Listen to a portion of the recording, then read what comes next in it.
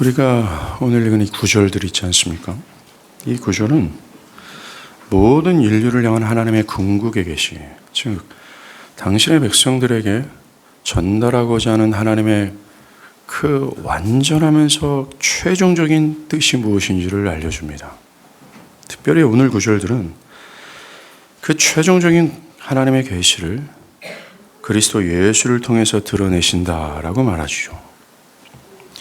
오늘 본문 7절에서 주님은 너희가 나를 알았더라면 내 아버지도 알았으리로다. 또 9절에서도 나를 본 자는 아버지를 보았거늘 이라고 하시면서 예수를 참되게 알게 된다면 하나님 아버지를 알게 될 것이고 예수를 제대로 본다면 하나님 아버지를 제대로 볼 수 있다고 말씀하십니다. 예수를 아는 지식이야말로 아버지에 대한 참된 지식으로 들어가는 입구라는 것입니다. 즉 예수가 영원하시고 모든 복과 안식의 근원 되시는 하나님을 알고 하나님을 볼 수 있는 유일한 매개체라는 겁니다. 이 말씀을 6절에서 바로 전구절이죠. 내가 곧 길이요 진리요 생명이니 나로 말미암지 않고는 아버지께로 올 자가 없느니라 라는 이 구절과 연결을 지어 말하면 예수만이 하나님을 알 수 있고 하나님을 볼 수 있는 유일한 하나님의 자기 표현, 자기 계시라는 것입니다. 여기에서 어떤 분들은 이렇게 질문할 수 있어요. 목사님, 우리가 하나님을 알고 하나님을 보는 것이 그리 중요합니까?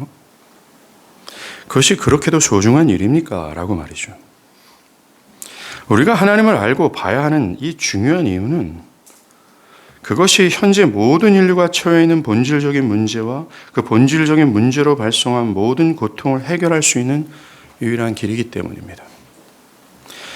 하나님을 알고 하나님을 볼 수 있는 유일한 길이라는 사실은 이것이 이 유일하다라는 사실이 중요함을 더 확신케 하죠. 현재 모든 인류가 겪고 있는 고질적인 모든 문제의 근원은 인간의 모든 복의 근원 되신 하나님을 버리고 스스로 판 웅덩이로부터 생수를 구했기 때문에 그래요. 첫 아담이 누렸던 생명의 근원은 하나님이 얼마나 크고 위대한 분인지에 대한 올바른 지식과 마태복음 5장 이 팔복에서 마음이 청결한 자는 하나님을 볼 수 있다고 한 것처럼 아담은 마음의 청결함으로 하나님을 봤습니다. 즉 거룩하신 하나님께 나아가 그와 친밀한 교제 가운데 들어갔다라는 것이죠. 이렇게 하나님을 참되게 알고 하나님께 나아가는 그 아담은 그 어떤 고통도 없는 완전한 안식에 있을 수 있었어요. 그러나 이 첫 아담은 하나님을 아는 지식과 하나님을 볼 수 있는 특권을 버림으로 지금의 고통으로 떨어진 겁니다. 모든 것의 문제는 하나님을 스스로 버린 것에 대한 결과라는 거예요. 이제 인류에게 필요한 것은 모든 것이 제자리로 돌아와 하나님을 알고 하나님께 나아감을 얻을 수 있어야 합니다. 그것이 현재 인류 역사 전체가 겪고 있는 모든 문제들의 근원을 잘라버리고 그것으로부터 건짐을 받을 수 있는 길이에요. 그런데 오늘 주님은 그 길이 오직 자기 자신이라고 말합니다. 자기를 알면 하나님을 알고 자기를 보면 하나님을 볼 수 있다. 즉 첫 아담처럼 하나님께 나아감을 얻을 수 있다라고 하시는 거예요. 이것만큼 저주의 세상에서 살아가는 인류들에게 기쁜 소식이 어디에 있겠습니까? 이 사실에 우리와 모든 인류는 집중해야 됩니다. 하나님을 알고 하나님을 보는 것은 여러분들 개인의 현재와 영원한 미래를 좌우하는 가장 중요한 사안입니다. 나아가 인류의 역사가 증명하는 것처럼 인간의 고질적인 문제에서 헤어나오지 못하는 모든 인류들에게 하나님을 알고 하나님을 보는 것은 가장 중요한 일입니다. 그러기에 우리는 하나님의 유일한 자기 표현, 하나님의 뜻을 전달하는 유일한 하나님의 매개체, 자기 계신 예수를 집중할 필요가 있다는 거예요. 주님은 자기 자신이 유일한 하나님의 계시라고 말씀하시잖아요. 이런 표현은 요한복음 여러 차례에서 반복해서 표현하신 말씀입니다. 특별히 요한복음은 첫 구절에서 이거를 말하면서 요한복음 전체를 시작합니다. 요한복음 1장 1절이죠. 태초에 말씀이 계시니라 이 말씀이 하나님과 함께 계셨으니 이 말씀은 곧 하나님이다. 여기에서 나오는 말씀이라는 용어는 구약 성경에서 하나님이 그분의 의사를 표현하는 것이나 하나님이 당신의 백성에게 말한다라는 개념을 뜻합니다. 말씀이라는 거죠. 즉 하나님의 뜻을 전하거나 하나님이 자신을 드러내시는 하나님의 자기 계시를 의미한다라는 겁니다. 특별히 요한은 요한복음 서두에서 이 말씀을 의인화합니다. 말씀이 하나님과 함께 계셨다. 만물이 그로 말미암아 지은 바 되었다. 어떤 인물, 어떤 사람으로 표현합니다. 그렇습니다. 요한은 이 말씀이 곧 성육신하신 그리스도 예수라는 사실을 밝혀주는 거예요. 동시에 이 그리스도가 하나님의 자기 계시임을, 하나님이 당신의 백성들에게 하나님의 뜻을 전달하고자 하는 하나님의 자기 계시임을 암시해주고 있는 겁니다. 예수를 하나님의 말씀으로 표현하는 것은 그가 하나님의 자기 계시라는 사실과 함께, 여러분 구약에서 말씀이라는 용어가 처음 언제 등장합니까? 창조 사역을 할 때 창세기 1장에서 등장합니다. 그것처럼 이 용어는 하나님께서 천지를 창조하시는 능력과 관련을 시켜져 있어요. 성경 자체에서는. 그러하기에 하나님의 계시인 예수님께 이 창조의 능력과 효력이 있음을 암시해 줍니다. 즉 예수는 하나님께서 계시하시는 모든 뜻을 펼칠 수 있는 능력과 효력을 지니셨다는 겁니다. 이것은 사복음서에서 흔히 볼 수 있죠. 예수가 각종 모든 질병에 들린 자들을 고치십니다. 귀신을 물리치시고 모든 자연세계를 당신의 뜻대로 주관하시며 죽은 자를 살리시는 것을 통해서 정말 그리스도 예수, 하나님의 계시인 예수에게는 창조의 능력과 효력이 있다라는 것을 사복음서는 증명한다는 겁니다. 더 중요한 핵심은 구약에서도 말씀이라는 용어가 창조와 연결된다면 예수 자신이 새 창조의 주체가 된다는 것을 의미해요. 뭡니까? 죄로 인해 타락해서 하나님께 나아가지 못하는 무능력한 죄인들을 다시 살리시는 새 창조의 주체라는 겁니다. 현재 인류가 맞이한 가장 큰 난제가 뭡니까? 세 가지죠. 첫 번째, 인류 자신이 먼지에 불과한 제한적이며 무능력한 존재인지를 모른다라는 겁니다. 인간이 가지고 있는 본질적인 문제가 사회재단이나 돈이나 자아나 평등의 결핍과 같은 표면적인 문제가 아니라 하나님과의 불화한 관계, 그들이 하나님과 떠났다라는 이 죄와 관련되어 있다라는 사실을 모른다라는 겁니다. 더 큰 문제는 이러한 상황에 있는 인간은 자신의 힘과 지혜로 이 진실을 깨닫지 못하여서 돌이키려 하지 않을 뿐만 아니라 할 수도 없이 철저히 죽어 있다라는 거예요. 생명이 없는 돌덩어리가 자신 스스로 무엇을 할 수 없는 것처럼 인간은 철저히 죽어 있다는 겁니다. 그래서 죄된 인간들에게 필요한 것은 바울이 말한 것처럼 새롭게 창조되어 새 피조물이 되는 거예요.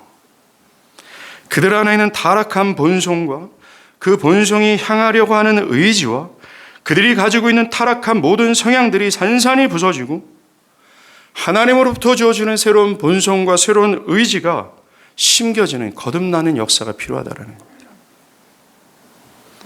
그래서 말씀이신 예수가 필요하다는 거예요.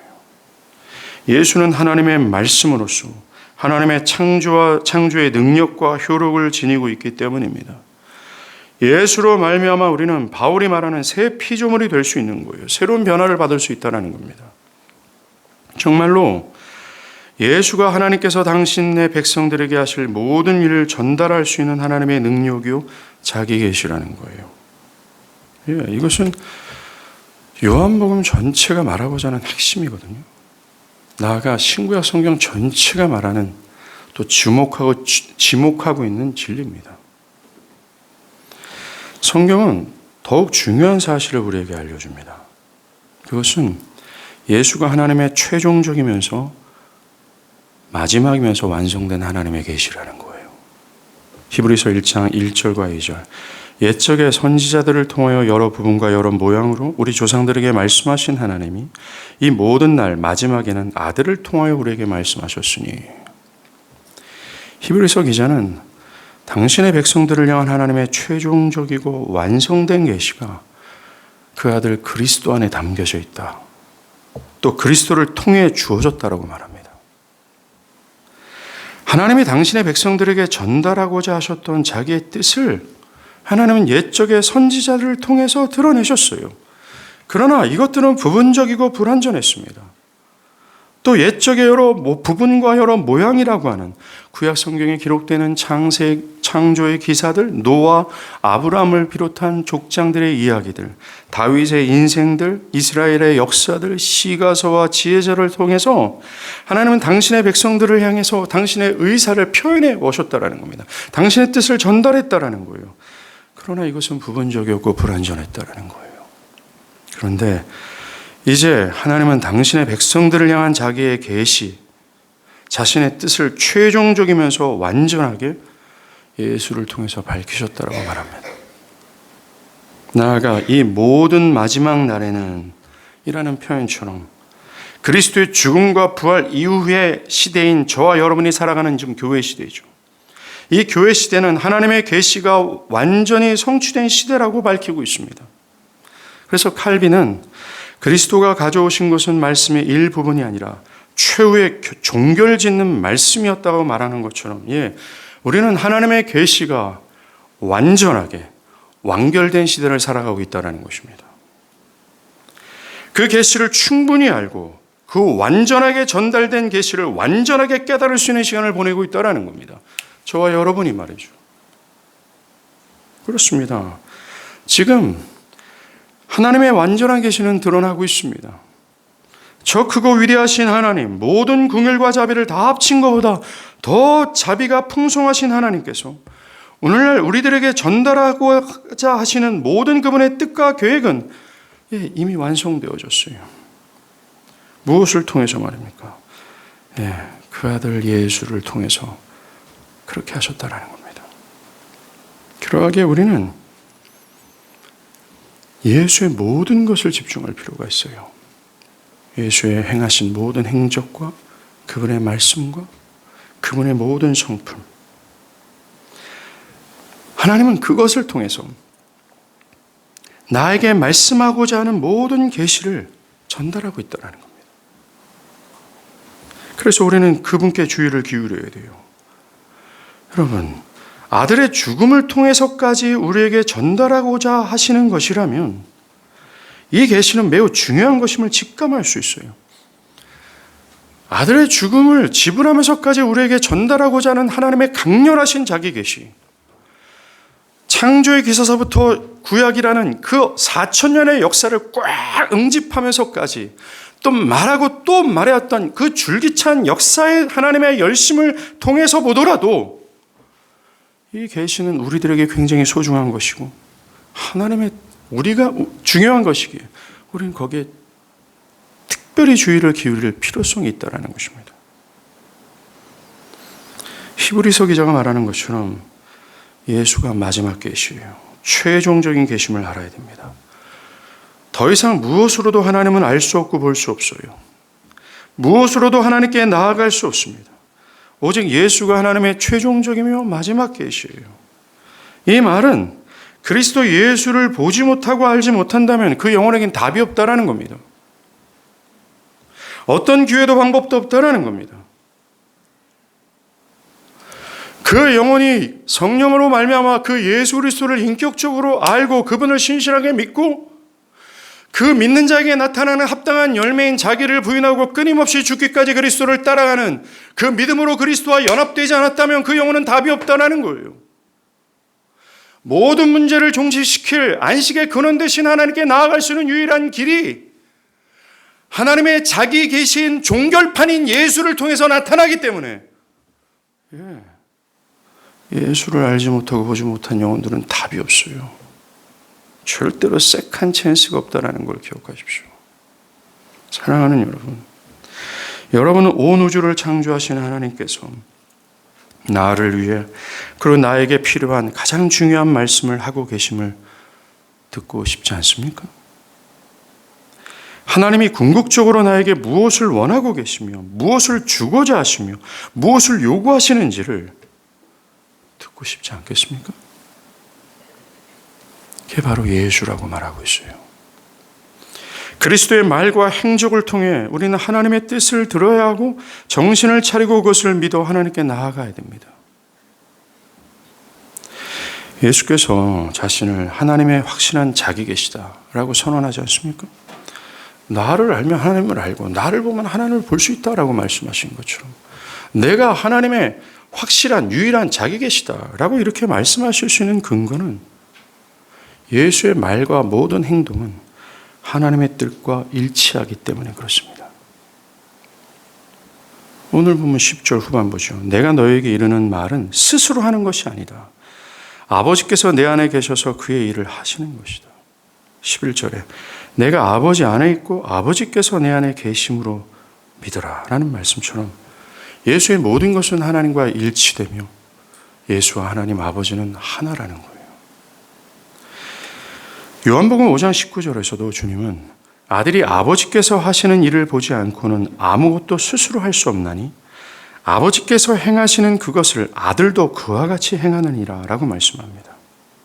이 말은 아들은 아버지의 뜻에 반하여 어떤 일을 스스로 결정하고 독자적으로 행할 수 없다라는 말씀입니다.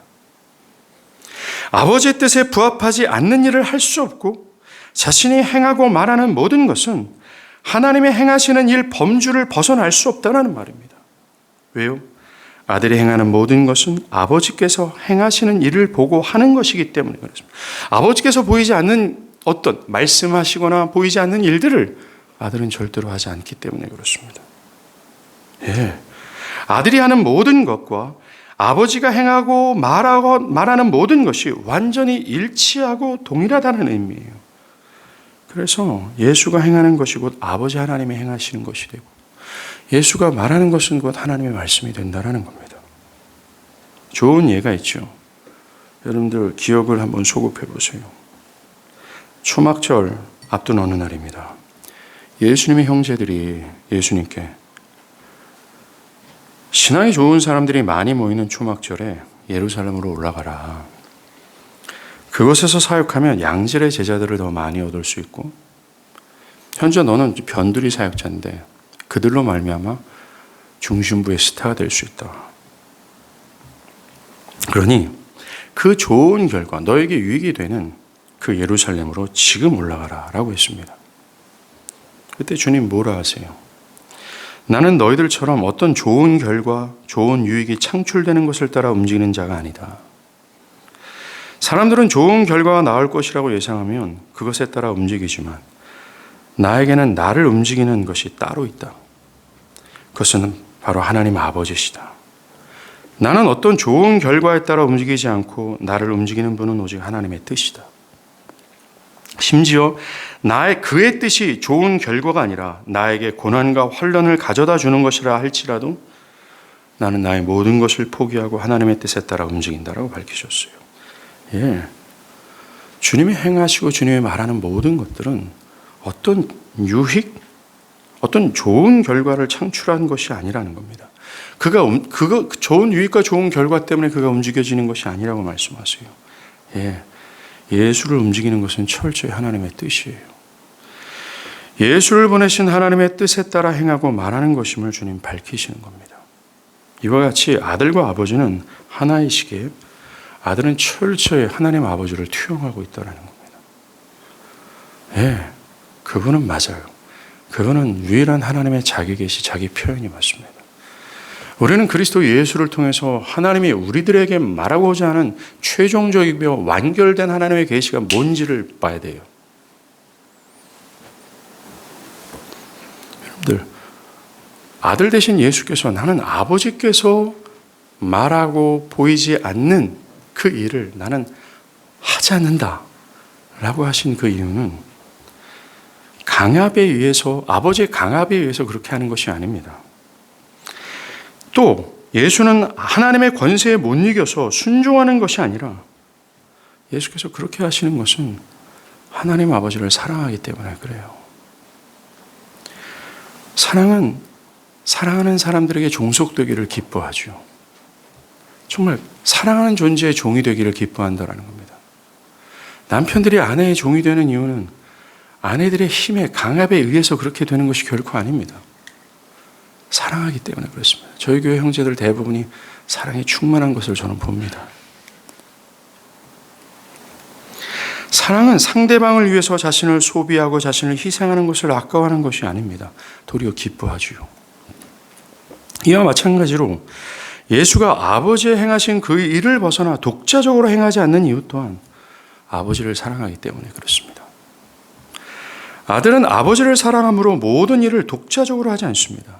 사랑하기에 하나님께로부터 보냄을 받았고 아버지께서 행하고 말하라고 하는 것만 철저히 순종하시는 겁니다.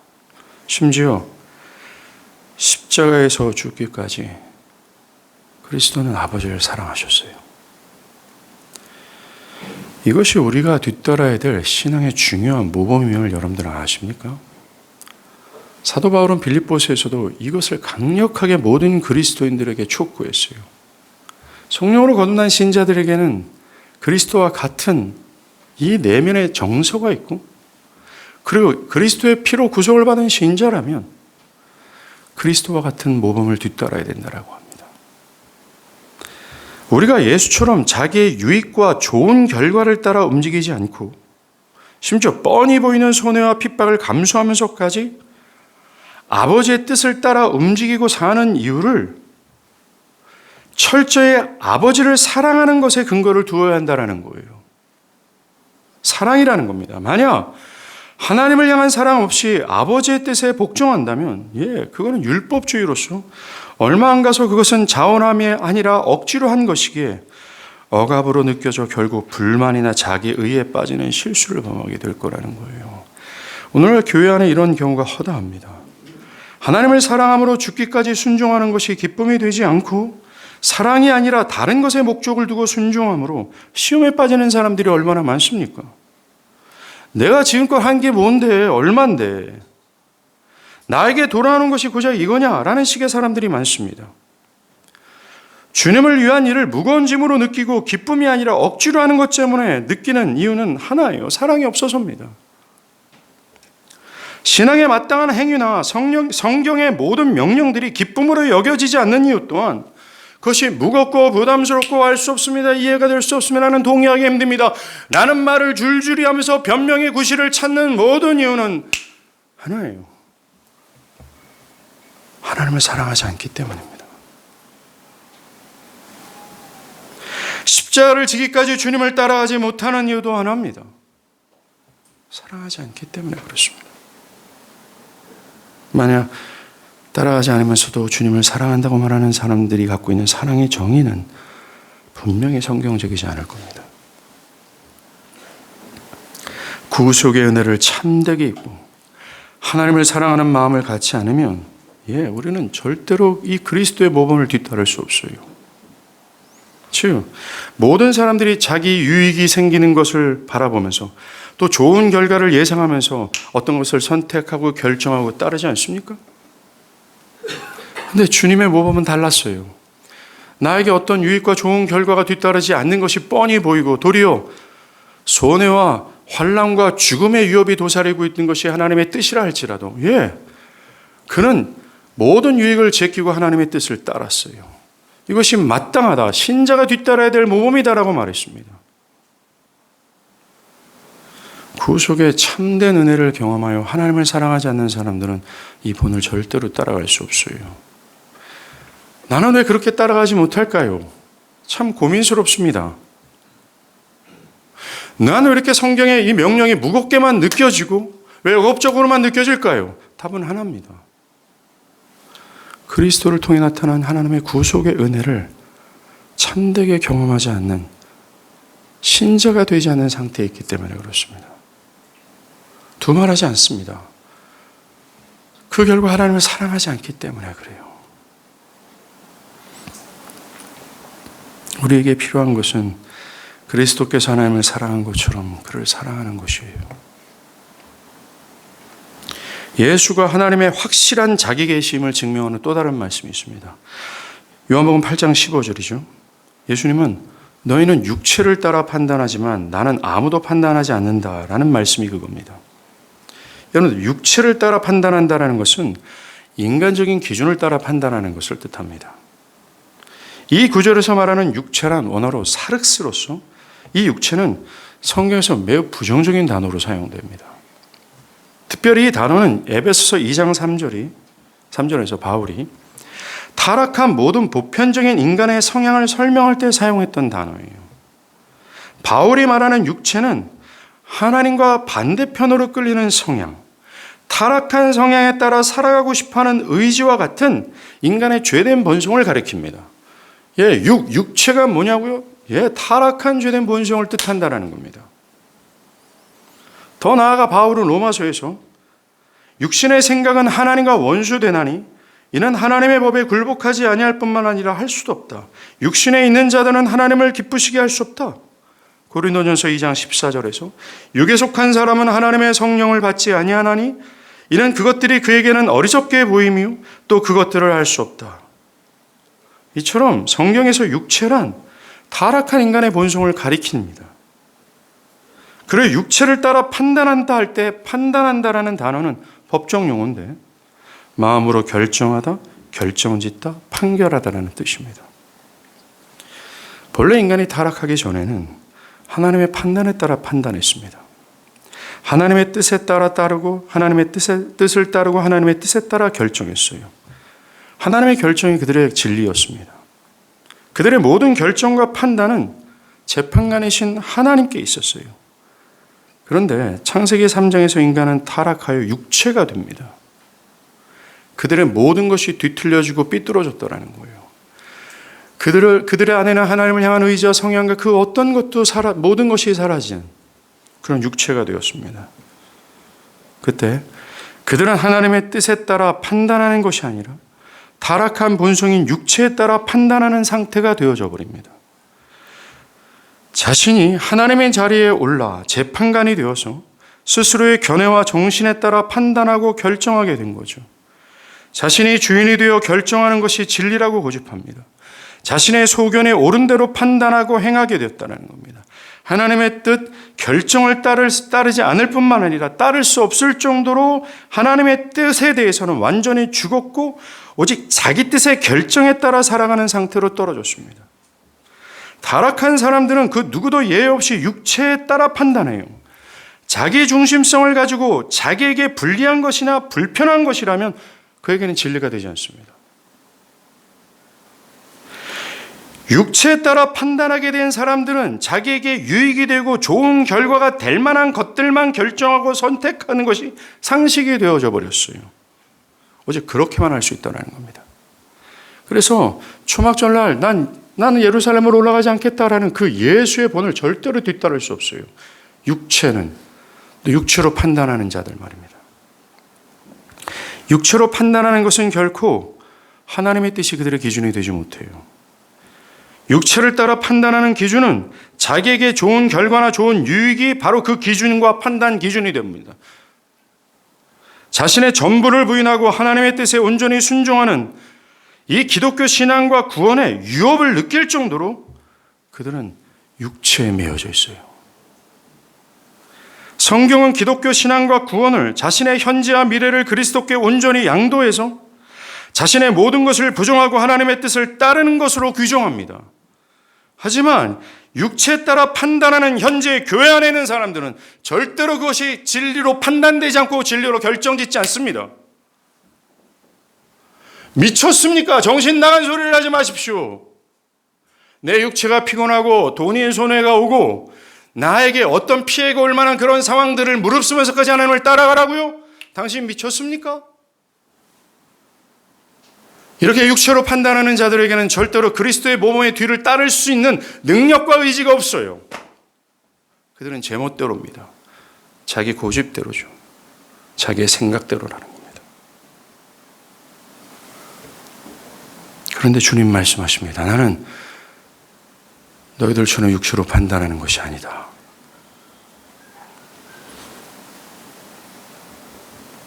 예수 자신은 아무것도 판단하지 않는다라고 말씀합니다. 여기서 아무것도 판단하지 않는다라는 말씀은 예수님은 이런 육체로 판단하는 자들의 방식으로 어떤 것을 결정짓지 않는다라는 뜻입니다. 이 말씀, 곧 예수가 결정하는 것은 자기 임의대로 하지 않는다는 뜻입니다. 타락한 인간들처럼 자신에게 어떤 좋은 결과, 좋은 유익에 따라 판단하고 결정하지 않는다는 겁니다. 이것이 기독교의 구원과 신앙을 가로막는 강력한 성벽과도 같아요. 예수님의 판단은 철저히 하나님의 판단에 따라 한다는 겁니다. 그는 자기 자신을 따르는 것이 아니라 하나님의 뜻을 따른다는 겁니다. 자기가 기준이 되는 것이 아니라 성경에서 드러난 하나님의 결정을 따른다는 겁니다. 그것이 자기를 부인하고 십자가를 지고 따르는 길이라 할지라도 그것이 하나님의 뜻이기에 따른다는 겁니다. 이것이 육체로 판단하지 않는 그리스도의 모습이에요. 그러하기에 주님이 행하시는 모든 것들, 주님이 말하는 모든 것들은 육체로 판단하는 것이 아닌 하나님의 뜻의 판단의 결정에 의한 것이기 때문에 그의 모든 것은 하나님의 뜻이 돼요. 그의 모든 것은 하나님의 것과 일치가 됩니다. 그래서 분명합니다. 그는 유일무이한 최종적이면서 완결된 하나님의 자기 계시가 맞아요. 그래서 주님은 말합니다. 만일 내가 판단하여도 내 판단은 참되다라고 말합니다. 의롭다라는 겁니다. 육체에 따라 판단하는 것은 결코 하나님이 아니죠. 하나님과 반대쪽으로 기울입니다. 그것은 거짓이고 죄악이죠. 그런데 예수님의 판단은 결코 거짓일 수 없습니다. 왜요? 그의 판단은 곧 아버지의 판단이시기 때문에 그래요. 결코 틀린 것이 아니라는 겁니다. 오늘 본문 11절에서도 내가 아버지 안에 거하고 아버지께서도 내 안에 계시기 때문이다 라고 말씀하지 않습니까? 정말로 예수 안에는 예수가 없어요. 예수 안에는 오직 하나님과 그분의 뜻만 있습니다. 예수와 하나님 아버지는 철저하게 하나예요. 사랑 안에서 그 하나는 더욱더 끈끈하고 친밀합니다. 그것으로 예수의 모든 결정과 말과 행동은 하나님 아버지의 뜻이며 계시가 되는 겁니다. 예수와 하나님이 하나이기 때문에 그러기에 그의 모든 판단은 언제나 의롭고 언제나 타당하다는 거예요. 여기서도 우리는 우리의 신앙의 모범을 발견할 필요가 있습니다. 여러분들 본질적으로 신자는 믿음으로 그리스도와 연합된 자예요. 아십니까? 예수와 친밀한 연합 안에 있는 상태에 있는 자가 바로 신자입니다. 즉 예수님처럼 내 안에 나는 없고 그리스도와 그리스도의 뜻만이 있는 상태가 된 자가 신자라는 겁니다. 그 연합으로 인해 신자는 그리스도처럼 모든 것을 하나님의 뜻에서 벗어나지 않고 그의 판단에 따라 결정하고 선택합니다. 신자가 이런 은혜스러운 정서와 의지를 보이는 근거는 하나예요. 믿음으로 그리스도와 연합되어 있기 때문에 그렇습니다. 그래서 신자는 하나님의 뜻과 다른 판단, 다른 결정을 하고 따르지 않습니다. 신자는 육체를 따라 판단하지 않는다는 거죠. 그래서 자신에게 좋은 결과나 더 큰 유익을 따르지 않고 그리스도의 뜻을 따릅니다. 성경의 진리를 마땅히 여기고 그것을 자기에게 유리한 방향으로 감하거나 축소하지 않습니다. 성경의 진리를 영원한 진리로 여기며 믿음으로 따르죠. 때로는 바울처럼 우리가 실패한다 할지라도 변명하지 않고 회개하며 다시 하나님의 뜻을 따르는 게 신자예요. 이 시점에서 물어야 됩니다. 자, 여러분은 어떻습니까? 버젓이 나오는 성경의 진리가 말해주고 있습니다. 신자는 그리스도와 연합한 자다. 그리스도는 하나님과 연합되어 하나다. 그래서 그의 모든 판단은 자기의 임의가 아니라 하나님의 뜻이다 라고 말했습니다. 그리고 성경은 말합니다. 이와 같이 너희들도 행하라 라고 말을 할 때에 과연 여러분들은 어떻습니까? 여러분은 하나님의 뜻을 따라 살고 신앙하고 있습니까? 아니면 육체를 따라 자기에게 유익이 된다고 하면 따르고 그렇지 않으면 따르지 않는 그런 모습을 보이지는 않습니까? 하나님의 뜻을 따를 때 세상의 풍세를 보면서 지금 따라야 유익이 되고 지금 따르면 손해가 된다라는 시기 기준이 되어 신앙하고 살지는 않습니까? 한번 진지하게 답을 한번 해보세요. 지금까지 우리는 예수님께서 왜 하나님의 자기 계심을 증명하는 말씀을 들었습니다. 자, 그렇다면 우리는 이제 하나님께서 아들을 통해서 최종적이면서 완결짓고자 하는 하나님의 계시, 당신의 백성들을 향해서 드러내고자 하는 하나님의 궁극의 뜻이 뭘까? 이걸 알아야 합니다. 옛적부터 선지자들과 모든 부분과 모양에 따라 하나님께서 당신의 백성들에게 알리고자 하셨던 계시가 뭐냔 말입니다. 그리고 이제 예수를 통해서 드러난 하나님의 완전하고도 성취된 뜻이 뭐냔 말이에요.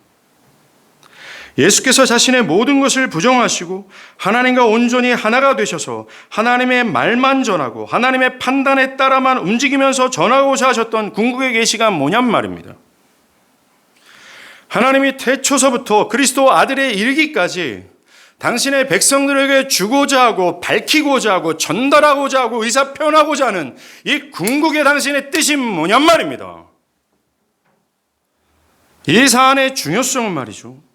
그것이 하나님의 계시인 것에도 있지만 그 계시를 우리에게 주시고자 하나밖에 없는 아들을 진토만도 못한 우리와 같이 되게 하셨을 뿐만 아니라 십자가에서 죽게 할 정도의 중요성을 갖고 있기 때문에 그래요. 이것은 하나님께서 자신의 모든 것을 다 주시면서까지 자신의 심장과 내장을 다 꺼내어서 우리에게 자신의 뜻을 보여준 것과 같다라고 말할 수 있습니다. 그러하게 우리는 이것을 알아야 되고 봐야 될 계시라는 거예요. 그게 뭘까요? 그것은 십자가와 그의 부활을 통해서 확실하게 드러났습니다. 오늘 본문 7절 후반부에 이제부터는 너희가 그것을 알았고 보았느니라. 여기에서 이제부터니라는 시제는 곧 내일 닥치게 될 그리스도의 죽음과 부활의 때를 가리켜요. 즉 하나님의 계시가 그리스도의 죽음과 부활을 통해서 확실하게 드러내 있으며 그것을 통해서 확실히 알 수 있다는 뜻입니다. 그의 죽음 안에는 그동안 선지자들과 모든 모양으로 하나님께서 드러내고자 했던 뜻이 담겨져 있다는 겁니다. 창세서부터 아들의 죽음에 이르기까지 하나님께서 우리에게 알리고자 하는 하나님의 뜻이 성경 전체가 말하고 우리에게 또 표현하고자 하는 그 궁극의 말씀이, 그 계시가 그의 죽음 안에 있다는 거예요.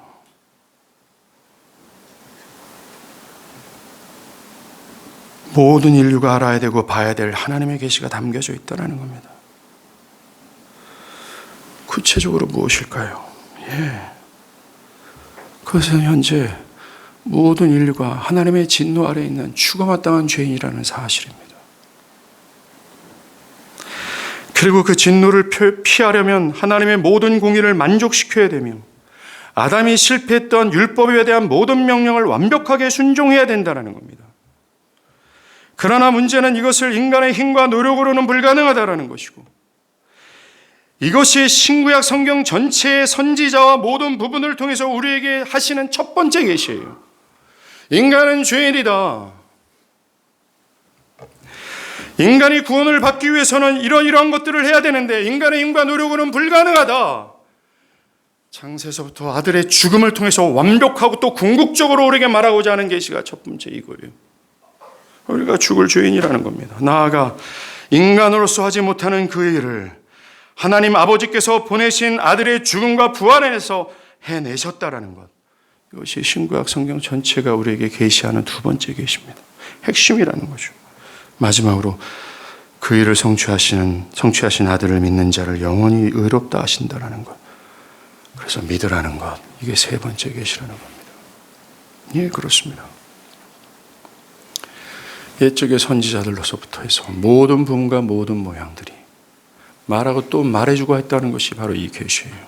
그리고 아들이 이 땅에 오셔서 말하고 그분이 했던 모든 기적 사역들이 밝히고 또 드러내고자 했던 하나님의 뜻이 바로 이거였다는 겁니다. 최종적으로 그가 십자가에서 정말 걸레짝처럼 너덜너덜 달리시면서까지 하나님의 계시를 밝히셨던 그 하나님의 뜻이 바로 이거라는 겁니다. 오늘 보면 11절에 믿으라. 그렇지 못하겠거든 행하는 그 일로 말미암아 믿으라 하지 않습니까? 그 일, 십자가의 죽음을 통해서라도 제발 믿으라고 말합니다. 이 계시를 한마디로 말하면 하나님의 진노에서 구원을 받으라는 것이고, 구원을 받을 수 있는 길이 예수를 믿는 길이라고 얘기를 하는 겁니다. 이것이 그 오랜 역사를 통해서 말해오고 또 말해줘 왔어요. 최종적으로 아들 예수를 통해서 말해왔다라는 겁니다.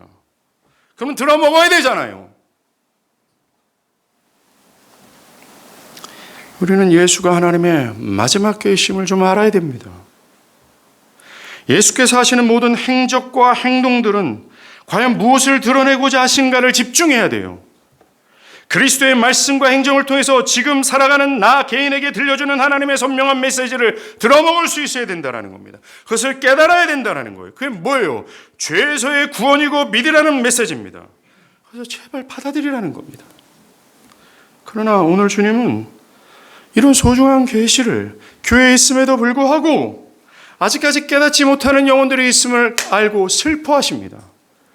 빌립이 8절에서 주여 아버지를 우리에게 보여주시옵소서. 그러면 우리가 족하겠나이다라고 합니다. 어이없지 않습니까? 지금 자신의 눈앞에 아버지의 계시가 있어요. 공생의 3년 내내 그 계시를 줄곧 보고 들어왔습니다. 하나님 아버지만 할 수 있는 병 고침과 귀신 축출과 죽은 자를 살리시는 사역들과 그리고 하나님 나라의 설교들, 그 모든 것을 가장 가까운 곳에서 봐왔고 들어왔어요. 그럼에도 불구하고 빌립은 예수를 통해서 하나님께서 궁극적으로 계시하고자 하는 하나님의 뜻을 못 보고 못 듣고 있습니다. 예수가 하나님의 아들로서 그를 믿는 자는 구원을 얻는다는 이 사실을 보고도 보지 못하고 들어도 듣지 못했습니다. 여러분, 이게 무엇을 의미할까요? 그렇게 가까운 곳에 있었던 사람이 그가 누구인지에 대해서 여전히 무지를 드러낸다면 그것은 그들이 그에 대한 충성에도 불구하고 영적으로 깊이 눈물어 있다는 것을 증명해 줍니다. 또한 오랫동안 예수와 함께 있었다고 해서, 그리고 예수에 관한 모든 지식을, 많은 지식을 듣고 알고 있다고 해서 예수를 통해 드러나는 하나님의 계시를 깨달을 수 있는 것이 아니다라는 겁니다. 예수의 말을 듣고 행위를 오랫동안 봤다 할지라도 구원의 계시를 깨닫지 못할 수도 있다는 겁니다. 그렇습니다. 수십 년 동안 신학 서적을 읽는 사람이라 할지라도, 수십 년 동안 교회를 다니며 그리스도에 대해 듣고 또 들었다 할지라도 그리스도를 통해 드러난 이 하나님의 구원의 계시를 깨닫지 못할 수 있다는 겁니다. 그것은 우리는 경험을 통해서 깨닫고 있지 않습니까? 이 빌립은 오늘날 교회 안에 정말 허접하게도 많습니다.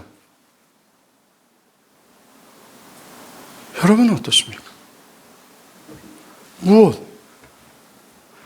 자신이 죽어마땅하는 죄인이라는 사실과 자신의 힘과 지혜로 이 죄의 문제를 해결할 수 없는 무능력의 상태에 있다는 것을 깨닫고 진심으로 절망하고 두려워하지 않을 수 있다는 거예요. 자신의 죄된 진실을 깨닫고 슬프며 이 하나님의 진노에서 자신의 힘과 노력으로는 피할 수 없다라는 사실로 절망과 두려움을 느끼며 나를 구원할 구원자의 필요성을 강렬하게 느끼지 못할 수도 있다는 겁니다. 수십 년 동안 신학 서적을 읽고 수십 년 동안 교회를 다니면서 그리스도의 행적과 그리스도에 대한 말씀을 들었고 또 듣는다 할지라도 말입니다. 여러분이 아닙니까? 여러분은 이 첫 번째 하나님의 계신, 나는 하나님의 진노 아래 있으며 나는 그래서 죽어마땅한 존재이고 나의 힘과 지혜로는 여기서 벗어날 수 없다라고 하는 이 하나님의 강력한 하나님의 자기 계시를 듣고 그것으로 말미암아 절망하고 두려움을 느껴본 적이 있냔 말이에요. 없는데 구라치지 말란 말입니다. 없는데 위선 떨지 말잔 말입니다.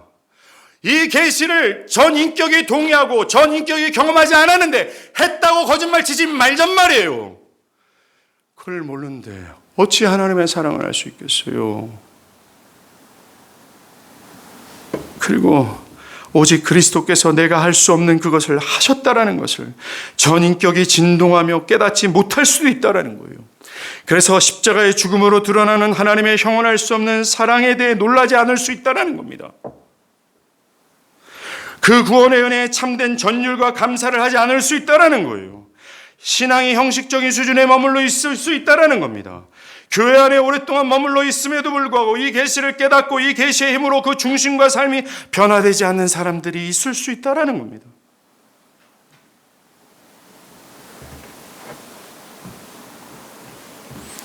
여러분의 빌립이 아닙니까?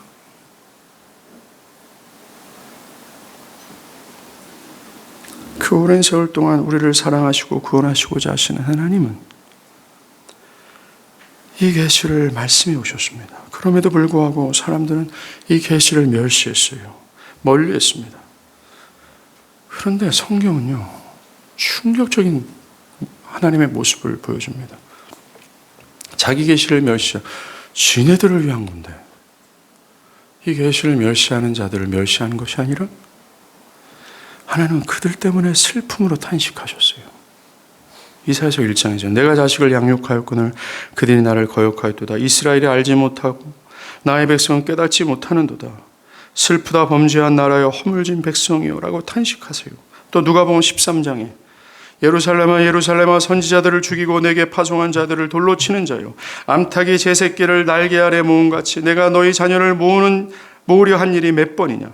그러나 너희가 원하지 아니하였도다. 말씀하는 사람들은 하나님의 계시를 돌로 쳤어요.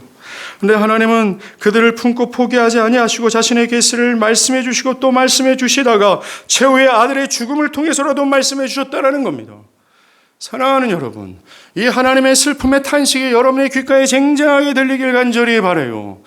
빌립처럼 그 오랜 세월 동안 듣고 봐왔음에도 불구하고 이 하나님의 정확하고 명확하고 완전한 계시를 나는 알았어요 라고 하면서 이 계시로서의 참된 반응이 나타나 보이지 않는, 이 계시를 주신 하나님을 전율하며 정말 감사하지도 못하는 심령 가운데 있음에도 불구하고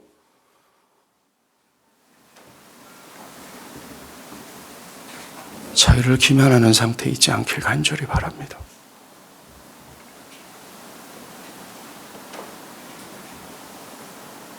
지금도 주님은 이 구원의 계시를 지금처럼 말씀하시며 우리에게 호소하고 계세요.